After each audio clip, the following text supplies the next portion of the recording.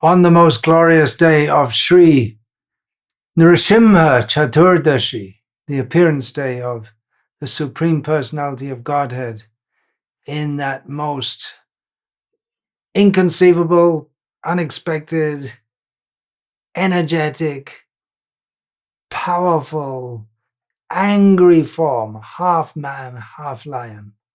On this appearance day of the Narasimha avatar, devotees around the world will very deeply be meditating on that form of his. Many will be meditating particularly on that form of his, which has appeared by his mercy in Sri Mayapur Dham, and many, especially in Europe, will be meditating on his more peaceful form, as has manifested himself very kindly in southern Germany. Why does he appear? Well, to kill Hiranyakashipu, to protect Prahlad. He can do as he likes. He can kill just by his wish, but he likes to have fun also. And he also has taken upon himself, the Supreme Personality of Godhead has taken upon himself a vow that he doesn't have to, but he just does because that's who he is. He's taken a vow upon himself to uphold the words of a brahmana and a devotee. What they say should come true. And there are many, many, many examples of the lengths that the Supreme Lord will go to uphold the words of his devotees and of brahmanas.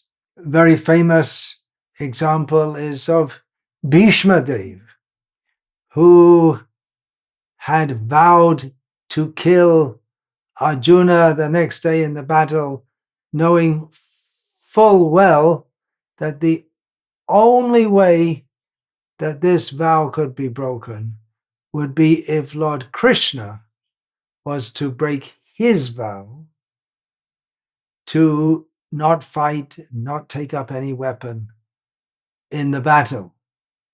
So by doing this, Bhishma was practically challenging Krishna to uphold the words which he had spoken to Arjuna, Kaunteya pratijanihi name bhakta pranashyati. My devotee will never be vanquished. You declare it, Arjuna, Krishna said. So Krishna showed that by defending Arjuna. And he also, at the same time, was showing that his devotee's word would not be vanquished. My own word, Krishna, my vow may be broken to not take up a weapon, but my vow to protect my devotee, I have to honor that. And Bhishma's vow is more important than mine. Even you could say immature is one word, or a misguided or misbehaved young boy, Shringi, he cursed the saintly King Parikshit to die within 7 days. And Krishna upheld that. In the case of Hiranyakashipu, we all know very well that Lord Brahma had promised Hiranyakashipu several boons after Hiranyakashipu had undertaken austerities that were disturbing the universe so badly. Lord Brahma personally appeared, and as the supreme demigod, he was able to give so many boons to Hiranyakashipu. Hiranyakashipu wanted to be immortal, but Lord Brahma could not give him that boon, so Hiranyakashipu wanted to get that boon in a roundabout way by requesting several other boons which Lord Brahma promised him. Hiranyakashipu desired that he would not be killed by any living being created by Brahma, not during the daytime or at night, not on the ground, nor in the sky, nor by any weapon. Hiranyakashipu, knowing of various weapons, also had in mind Lord Vishnu's Sudarshan Chakra, which could go anywhere and kill someone even without the personal presence of Lord Vishnu. Hiranyakashipu asked not to be killed by any animal, knowing that Lord Vishnu had previously, in the form of a boar, killed Hiranyakashipu's younger brother, Hiranyaksha. And that boon to not be killed by any human or animal, in Hiranyakashipu's mind, covered him from being killed by Lord Vishnu in human-like form or even in animal-like form. And of course, Lord Vishnu appeared in a form that was neither exactly human nor exactly animal. To protect himself from natural death, dying from old age, dying from a virus, dying from some poison, Hiranyakashipu said he would not die with any residence. Hiranyakashipu also wanted that he would not die in the day or in the night, or within any residence or outside any residence. And he concluded his series of requests in the following words. Grant me that I not meet death from any entity, living or non-living. Someone might have the wonderful idea to pick up a dead body and smash Hiranyakashipu with that. Then Hiranyakashipu asked, grant me that I not be killed by any demigod or demon, or by any great snake from the lower planets, since no one can kill you, Lord Brahma, in the battlefield. You have no competitor. Therefore, grant me the benediction that I too may have no rival. Grant me sole lordship over all the living entities and even the demigods in heaven. Give me all the glories obtained by that position. Give me all the mystic powers attained by long, hard austerities and by the practice of yoga, which cannot be lost at any time. So Lord Brahma said, okay, tatastu, okay, tick them all off, all right. Lord Brahma knew that Vishnu, the Supreme Personality of Godhead, would uphold every benediction. And Lord Brahma, in this way, indirectly, it's almost like a challenge to Lord Vishnu to kill the demon by some astonishing, inconceivable method that only Lord Vishnu could think of. And so Bhagavan came in half man, half lion form, tore the demon apart with his fingernails. It was not exactly part of the body, nor is it a weapon. It was neither inside nor outside because it was on the veranda, neither in the day or night because it was dusk, neither on the land or in the sky or in the water or anything because Hiranyakashipu was on the lap of the Lord. Every single word of Brahma's promises was upheld, and still the demon was killed in order to save the universe and all its inhabitants, and particularly Prahlada Dai, to give pleasure to the great devotee Prahlad. So that was done, and many other demons were killed also by Nrsimha-Dev. The followers of Hiranyakashipu were killed, and then afterwards Nrsimha-Dev told Lord Brahma, you better not do that again. Don't give such benedictions to demons. Sri Bhagavan Uvacha, Maivang Vibho Suranam Te Pradeya Padma Sambhava Vara Krura Nisarganam Ahinam Amritam Yata. He told Lord Brahma, my dear Lord Brahma, O great Lord, born from the lotus flower, Just as it is dangerous to feed milk to a snake, so it is dangerous to give boons to demons who are by nature ferocious and jealous. I warn you, don't give such benedictions to any demon again. Hiranyakashipu thought he'd got it all worked out. He'd secured immortality in a roundabout way. He didn't think that if Brahma could not grant him immortality, and Brahma himself was not immortal, then there must be a higher power than Brahma who oversees the mortality and immortality of all living beings. Hiranyakashipu knew that previously several other seemingly invincible demons had taken boons which made them seemingly invincible. But because there was a loophole in the boons, they were all killed anyway. Ravana, he took boons from Lord Shiva. Ravana took boons that he could not be killed in so many ways. He didn't ask not to be killed by humans because he thought that was below his dignity to even ask for such a boon. And he was killed by seemingly a human, by Lord Rama. Hiranyakashipu thought he was being super intelligent to request such a boon that he couldn't be killed by anyone in any way or die in any way, but that's called over-intelligent.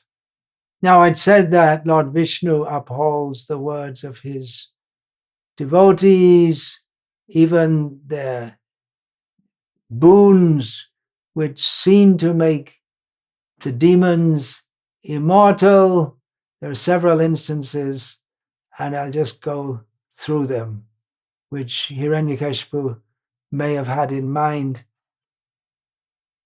Even at the time of creation, or even before that, there were two demons, Madhu and Kaitav, who, while Lord Vishnu was lying in the state of yoga nidra prior to the creation of the universe, they emerged from his earwax.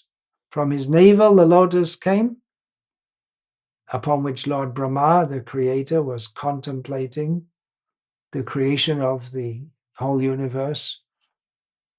And two dewdrops of water upon the lotus were created by Vishnu. One was as sweet as honey. From that drop emerged Madhu. This is another version of the origin of Madhu and Kaitav. Madhu means sweet, but although his name was sweet, but he was fully imbued with tamagun, the mode of darkness and ignorance. The other drop was hard, and from it was born Madhu's brother, Kaitav, who was fully imbued with the attribute of Rajoguna, active, passionate, full of desire. Madhu and Kaitav performed long, difficult tapasya, austerities, seeking the boon of Mahadevi. That's Durga, another name for Durga, Mahadevi, who granted them the boon which they requested, that they could only die upon their own consent, only if they agreed to die. So then they thought, okay, we're all set up. So they did the usual kind of things that demons, very powerful demons, do. Usually demons attack Indra, but they went all the way up to Brahma and attacked him, stole the Vedas from him, and then hid themselves away in the lower planetary systems. Brahma went to Vishnu, praying to him for help, trying to awaken Vishnu. And the two demons wanted to fight against Vishnu, but Vishnu wanted to uphold the words of his devotee Mahadevi. So the demons merged undefeated. So Vishnu thought of a way how to kill them in this circumstances. He praised them. Oh, you're so powerful. I'll give you a boon. Vishnu used reverse psychology on them. And they laughed at him. Ha, ha, ha, you can't defeat us. You ask a boon from us. So then Vishnu asked Madhu and Kaitav the boon of being able to slay them. They had to give their word of honor. They had to agree to be slain by him, but they weren't going to be defeated so easily. So they said to Vishnu, okay, you can kill us, but anywhere except in the water. Now, at that time, the water covered the whole universe. So Lord Vishnu raised his thighs way up above the water, but the demons enlarged their bodies also. But Vishnu expanded his thighs even further, caught hold of Madhu and Kaitav, laid them on his thighs, and decapitated them with his Sudarshan chakra. Another example, two brothers, Sunda and Upasunda, same mode of activity. They performed terrible austerities, disturbing the universe. They got a boon from Brahma. They sought immortality, but they couldn't get that. So they chose the boon of being completely invulnerable. No one can defeat us, no one can kill us unless we kill each other. And they were very tight. They were very close. So they could never imagine killing each other. So they went with the usual thing, a horrible thing which demons do, killing Brahmins, trying to destroy the Vedic religion. So then Brahma, being inspired within the heart by Lord Vishnu, told Vishvakarma to produce the most beautiful woman. And Vishvakarma produced Tilotama, which means that every single tiny part of her body is super, super beautiful. And she was sent to seduce or excite the two brothers Sunda and Upasunda. And she told them, I'll only take one of you. So they fought with each other and ended up killing each other. Taraka, another great demon, performed penance for inciting Lord Brahma to appear and grant him boons, which Brahma did. And Taraka only wanted two boons. One, that no one shall be his equal in all the three worlds. And number two, that only a son of Shiva could slay him. Now, what was going on at the time was that Shiva at that time was unmarried. Sati had already immolated himself. And Shiva was completely absorbed in meditative trance, and he was the perfect austere yogi. He was not going to marry or have anything to do with this world at all. So Taraka got this boon and thought he was invincible because no one can stand up to me, and if I'm to be slain at all is by a son of Lord Shiva, and Lord Shiva is not going to have a son. So Taraka overran the whole of the heavenly worlds throughout the devas, the demigods, and Indra came to Brahma and said, hey, look, you better help me. It's your fault. Why did politely told him that you better help me because it's due to your boons that this demon has become so powerful that he's disturbing us so badly. So then Brahma said, well, I can't do anything. The only possibility is if Lord Shiva has a son, but how is that going to happen? Because Parvati, the daughter of Himavan, who is his wife in a previous existence, she was trying to get the attention of Lord Shiva, who was deeply meditating, so that she could again marry him. But he was so deep in meditation, he didn't notice at all.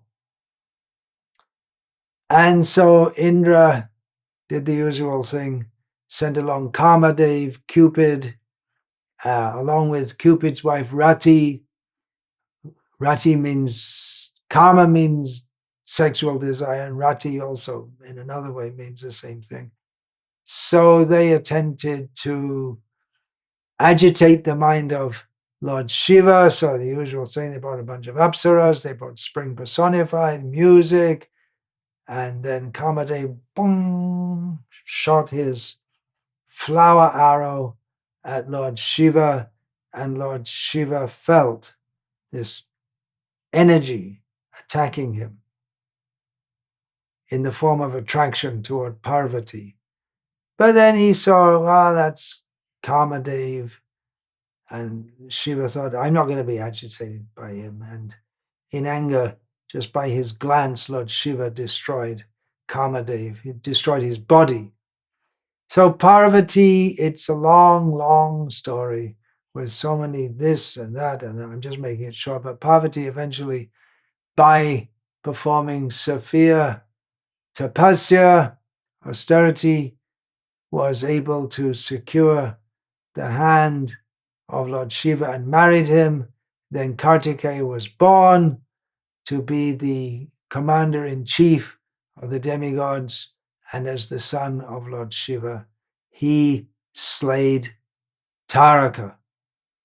So in this way, the boon was upheld. Lord Brahma, again, getting inspiration from Lord Vishnu in the heart, didn't go against his word, but engineered a situation in which his word can be upheld and the demon can be killed also. So Hiranyakashipu wasn't the first to try to become immortal by getting boons, and no doubt there will be more in the history of the universe. Better be a devotee of Lord Krishna. Don't be a demon. Don't desire that which is impossible for us. The desire for immortality is natural, but we should be immortally situated in our positions as servants of Krishna, of Nrsimha-Dev, and not desire immortality in any other way. Jai Shri Nrsimha-Dev Bhagavan. Hare Krishna.